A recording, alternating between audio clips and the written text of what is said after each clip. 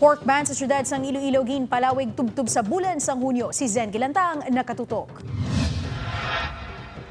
Ginpalawig sang city government ang pagdumili sa pagsulod sa mga baboy kag pork products nga halin sa Luzon kag mga pungsod nga apektado sang African swine fever sa syudad sang Iloilo. Kahapon sang ginpagwa ni Mayor Jerry Tranyas ang Executive Order No. 003 nga nagamando sa pag-extend sang pork ban tubtub sa Hunyo 30. Iniagud masiguro ang food security sa syudad ilabi nang may mga kaso sa gihapon sang ASF sa Luzon kag iban nga pungsod. Mabudlay kung makalabot diri sa aton, highly contagious nga daan ini.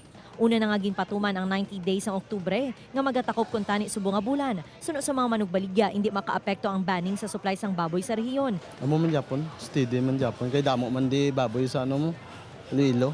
Ang manugbakal naman nga si Manang Glaze, naglibot sa Iloilo Central Market agud magbakal sang preska nga baboy para lutuon. Adobohon, doga namon sa inang chicken pork adobo.